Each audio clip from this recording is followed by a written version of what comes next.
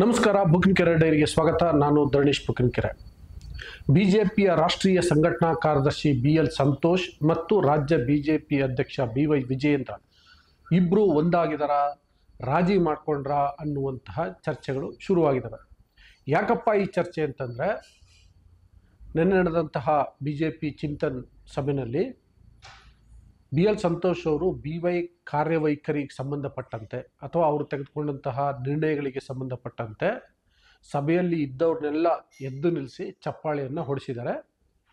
ಇಷ್ಟು ದೊಡ್ಡ ಮಟ್ಟದ ಪ್ರಶಂಸೆಯನ್ನು ನೀಡಿರೋದ್ರಿಂದ ವಿಜಯೇಂದ್ರ ಮತ್ತು ಸಂತೋಷ್ ರಾಜಿ ಆದ್ರ ಎನ್ನುವಂತಹ ಪ್ರಶ್ನೆ BJP ವಲಯದಲ್ಲಿ ಹುಟ್ಕೊಂಡಿದೆ. ಚರ್ಚೆ ಕೂಡ ನಡೀತಿದೆ.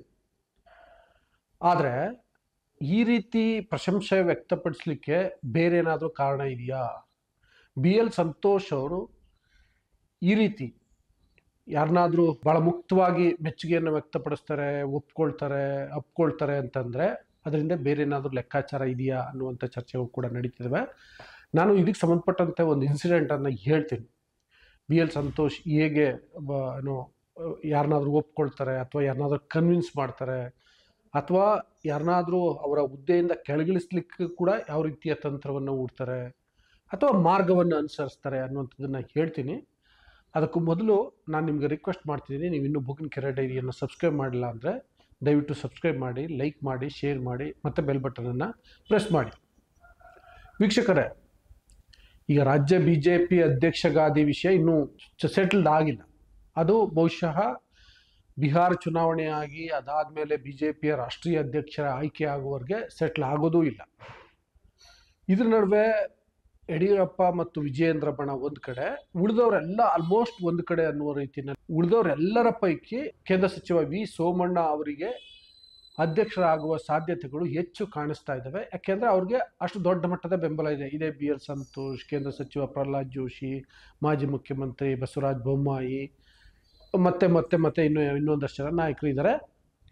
ಜೊತೆಗೆ ಈ ಹೊರಗಡೆ ಇದ್ದಾರಲ್ಲ ಸದ್ಯಕ್ಕೆ, ಬಸವನಗೌಡ ಪಾಟೀಲ್ ಯತ್ನಾಳ್ ಅವರ ಬಂಡಾಯ ಬಣದ ರಮೇಶ್ ಜಾರಕಿಹೊಳಿ, ಅರವಿಂದ್ ಲಿಂಬಾವಳಿ ಇವರೆಲ್ಲ ಕೂಡ BL ಸಂತೋಷ್ ಅವರು ಹೆಂಗೆ ಹೇಳ್ತಾರೆ ಹಂಗೆ ಕೇಳ್ತೀವಿ ಅನ್ನೋ ರೀತಿಯಲ್ಲಿ ಇದ್ದಾರೆ. ಆ ಕಾರಣಕ್ಕೋಸ್ಕರ ಅವರು ಸೋಮಣ್ಣ ಅವರನ್ನು ಬೆಂಬಲಿಸುವ ಸಾಧ್ಯತೆ ಕೂಡ ಇದೆ. ಪ್ರತಿಪಕ್ಷದ ನಾಯಕ R ಅಶೋಕ್ ಕೂಡ ಸೋಮಣ್ಣ ಬೆಂಬಲಕ್ಕೆ ನಿಂತಿದ್ದಾರೆ ಅನ್ನುವಂಥದ್ದು ಗೊತ್ತಾಗ್ತಿದೆ. ಬಹಳ ಇಂಟ್ರೆಸ್ಟಿಂಗ್ಲಿ BJPಯ ಮಿತ್ರ ಪಕ್ಷ JDS ಕೂಡ ಸೋಮಣ್ಣ ರಾಜ್ಯಾಧ್ಯಕ್ಷರಾದರೆ ಮುಂದಿನ ಚುನಾವಣೆಯನ್ನು ನಾವು ಸುಲಭವಾಗಿ ಎದುರಿಸ್ಬೋದು ಮತ್ತು ಮೈತ್ರಿಯಲ್ಲಿ ಯಾವುದೇ ರೀತಿ ಸಮಸ್ಯೆ ಉಂಟಾಗಲ್ಲ ಅನ್ನುವಂಥ ಅಭಿಪ್ರಾಯವನ್ನು ವ್ಯಕ್ತಪಡಿಸಿದೆ.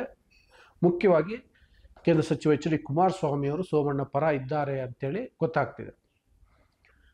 ಇವಿಷ್ಟು ರಾಜ್ಯ BJP ಅಧ್ಯಕ್ಷರು ಯಾರಾಗ್ತಾರೆ ಅಥವಾ ಯಾರಾಗಬೇಕು ಅನ್ನೋ ವಿಷಯಕ್ಕೆ ಸಂಬಂಧಪಟ್ಟಂತೆ ನಡೀತಿರುವಂತಹ ಬೆಳವಣಿಗೆಗಳು. ಮತ್ತು BS ಯಡಿಯೂರಪ್ಪ ಮತ್ತು BL ಸಂತೋಷ್ ಈಗ ಅಲ್ಲ, ಅಥವಾ ಈ ಅಧ್ಯಕ್ಷಗಾದಿ ವಿಷಯಕ್ಕೆ ಸಂಬಂಧಪಟ್ಟಂತೆ ಮಾತ್ರ ಅಲ್ಲ, ದಶಕಗಳಿಂದ ಅವರು ಒಂದೇ ಪಕ್ಷದಲ್ಲಿದ್ದರೂ ಕೂಡ ರಾಜಕೀಯವಾಗಿ ವೈರಿಗಳು ಅಥವಾ ವಿರುದ್ಧ ದಿಕ್ಕಿನಲ್ಲಿ ಇರುವಂಥವರು. ಮತ್ತು BY ವಿಜಯೇಂದ್ರ ಪಕ್ಷಕ್ಕೆ ಬಂದ ಮೇಲೆ, ಅಂದರೆ ಪಕ್ಷದ ಅಧ್ಯಕ್ಷ ಆದಮೇಲೆ ಅವರು ಕೂಡ ಸಂತೋಷ್ ಅವ್ರ ಜೊತೆಗೆ ಮಿಂಗಲ್ ಆಗ್ಲಿಕ್ಕೆ ಸಾಧ್ಯ ಆಗಿಲ್ಲ, ಅವರಿಬ್ಬರು ಸಿಂಕ್ ಆಗ್ಲಿಕ್ಕೆ ಸಾಧ್ಯ ಆಗೇ ಇಲ್ಲ. ಇಂಥ ಸಂದರ್ಭದಲ್ಲೇ ನಡೆದಂತಹ ಚಿಂತನ್ ಸಭೆಯಲ್ಲಿ ಸಂತೋಷ್ ಅವರು BY ವಿಜಯೇಂದ್ರ ಬಗ್ಗೆ ಮೆಚ್ಚುಗೆಯನ್ನು ವ್ಯಕ್ತಪಡಿಸಿ, ಜೊತೆಗೆ ಸಭೆಯಲ್ಲಿ ತೆಗೆದುಕೊಂಡಂತಹ ನಿರ್ಣಯಗಳಿಗೆ ಸಂಬಂಧಪಟ್ಟಂತೆ ವಿಜಯೇಂದ್ರ ತಾನೇ ಮಂಡಿಸಿದ್ದು ನಿರ್ಣಯಗಳನ್ನು, ಸೊ ಆ ಕಾರಣಕ್ಕೆ ಸಂಬಂಧಪಟ್ಟಂತೆ ಇಡೀ ಸಭೆಯಲ್ಲಿ ಇದ್ದವ್ರನ್ನೆಲ್ಲರನ್ನೂ ಎದ್ದು ನಿಂತ್ಕೊಂಡು ಚಪ್ಪಾಳೆ ಹೊಡಿರಿ ಅಂತ ಹೇಳಿದ್ದಾರೆ. ಅಷ್ಟು ದೊಡ್ಡ ಮಟ್ಟದ ಪ್ರಶಂಸೆಯನ್ನು ಅವರಿಗೆ ಕೊಡಿಸಿದ್ದಾರೆ. ಇದರಿಂದ BL ಸಂತೋಷ್ ಮತ್ತು ವಿಜಯೇಂದ್ರ ಒಂದಾಗ್ಬಿಟ್ರು. ಇನ್ನು BY ವಿಜಯೇಂದ್ರ ಅವರು ರಾಜ್ಯಾಧ್ಯಕ್ಷ ಆಗೋದನ್ನು, ಯಾಕಂದರೆ ಈಗ ಅವರು ಹಂಗಾಮಿ ಅಧ್ಯಕ್ಷರು, ಅಧಿಕೃತವಾಗಿ ಅಧ್ಯಕ್ಷ ಆಗೋದನ್ನು ಯಾರೂ ತಡೀಲಿಕ್ಕೆ ಸಾಧ್ಯ ಇಲ್ಲ. ಇದ್ದಂತಹ ಬಹಳ ದೊಡ್ಡ ತಡೆಗೋಡೆನೇ BL ಸಂತೋಷ್ ಅವರೇ ಈಗ ವಿಜಯೇಂದ್ರ ಪರವಾಗಿರೋದ್ರಿಂದ ಅಥವಾ ಅವ್ರ ಪರವಾಗಿ ಮೆಚ್ಚುಗೆಯನ್ನು ಸೂಚಿಸಿರೋದ್ರಿಂದ, ಸೊ ಈಗ BY ವಿಜಯೇಂದ್ರ ಅಧ್ಯಕ್ಷ ಆಗೋದ್ರಲ್ಲಿ ಯಾವ್ಯಾವ ಸಂಶಯವೂ ಇಲ್ಲ ಅನ್ನೋ ರೀತಿ ವ್ಯಾಖ್ಯಾನಗಳಾಗ್ತಿದ್ದಾವೆ ಅಥವಾ ಚರ್ಚೆಗಳಾಗ್ತಿದ್ದಾವೆ. ಇದಕ್ಕೆ ಸಂಬಂಧಪಟ್ಟಂತೆ ಒಂದು ಇನ್ಸಿಡೆಂಟ್ ಹೇಳ್ತೀನಿ. ಬಹಳ ಹಿಂದೆ ಈ ಕೇಂದ್ರದಲ್ಲಿ ಸಚಿವ ಸಂಪುಟದ ಪುನರ್ರಚನೆ ಆಗಬೇಕಾಗಿತ್ತು. ಆಗ DV ಸದಾನಗೌಡರು ಕಾನೂನು ಸಚಿವರಾಗಿದ್ದರು, ಕೇಂದ್ರದ ಕಾನೂನು ಸಚಿವರಾಗಿದ್ದರು. ಅವ್ರನ್ನ ಡ್ರಾಪ್ ಮಾಡ್ತಾರೆ ಅಂತ ಚರ್ಚೆಗಳು ನಡೀತಾ ಇದ್ವು. ಇನ್ಫ್ಯಾಕ್ಟ್ ಸದಾನಂದ ಗೌಡರು ಕೂಡ ಅದು ಸಂಬಂಧಪಟ್ಟಂಗೆ ಆತಂಕದಲ್ಲಿದ್ದರು, ನಮ್ಮನ್ನು ಕೈ ಬಿಡ್ಬೋದು ಸಂಪುಟದಿಂದ ಅಂತ. ಇನ್ನೇನು ಸಂಪುಟದ ಪುನರಚನೆ ಆಗಬೇಕು ಅನ್ನುವಂಥದ್ರ ಹಿಂದಿನ ದಿನ ಬಿ ಎಲ್ ಸಂತೋಷ್ ಅವರು ಸದಾನಂದ ಗೌಡರ ಮನೆಗೆ ಹೋಗಿ ಬ್ರೇಕ್ಫಾಸ್ಟ್ ಮಾಡಿ ಒಂದು ರೀತಿಯಲ್ಲಿ ನಿಮಗೆ ಏನೂ ಆಗಲ್ಲ, ಸಮಸ್ಯೆ ಆಗಲ್ಲ ಅನ್ನೋ ರೀತಿಯಲ್ಲಿ ಅಭಯವನ್ನು ನೀಡಿ ಬಂದಿದ್ರು. ಮರುದಿನ ಕಟ್ ಮಾಡಿದ್ರೆ ಅಂತೀವಲ್ಲ ಹಂಗೆ ಮರುದಿನ ಸಂಪುಟದ ಪುನರಚನೆ ಆಯಿತು.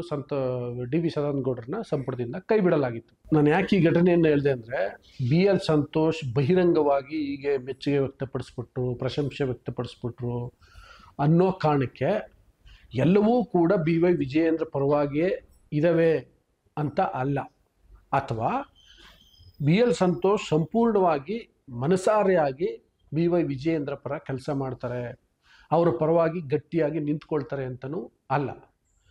ಇದು ಒಂದು ಮೀಡಿಯಾ ಕನ್ಸಂಪ್ಷನ್ಗೆ ಮತ್ತು ಅಲ್ಲಿ ನೆರೆದಿದ್ದಂಥವ್ರಿಗೆ ಅಥವಾ ಈಗ ಮಾಧ್ಯಮದವ್ರಿಗೆ ಒಂದು ಸಂದೇಶ ಅಷ್ಟೆ, ನಾನು ವಿಜಯೇಂದ್ರ ಪರ ಇದ್ದೀನಿ, ನಾನೇನೂ ಸಮಸ್ಯೆ ಮಾಡ್ತಾ ಇಲ್ಲ ಅಂತ.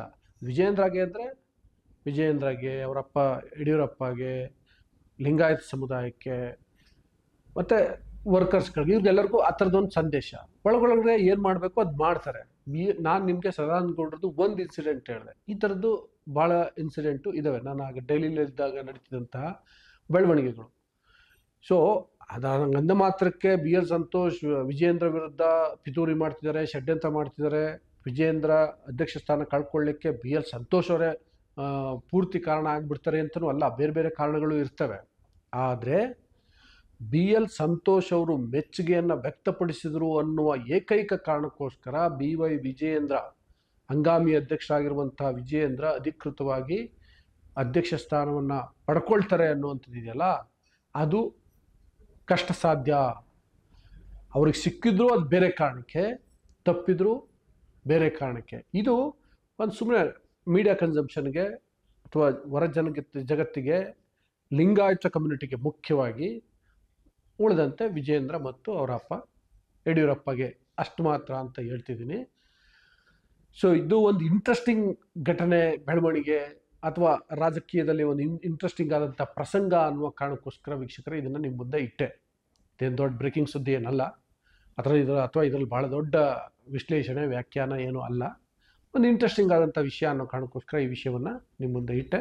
ಇಷ್ಟ ಆದರೆ ಬುಕ್ಕಿಂಗ್ ಡೈರಿಯನ್ನು ಸಬ್ಸ್ಕ್ರೈಬ್ ಮಾಡಿ, ಲೈಕ್ ಮಾಡಿ, ಶೇರ್ ಮಾಡಿ ಮತ್ತು ಬೆಲ್ ಬಟನನ್ನು ಪ್ರೆಸ್ ಮಾಡಿ. Thank you.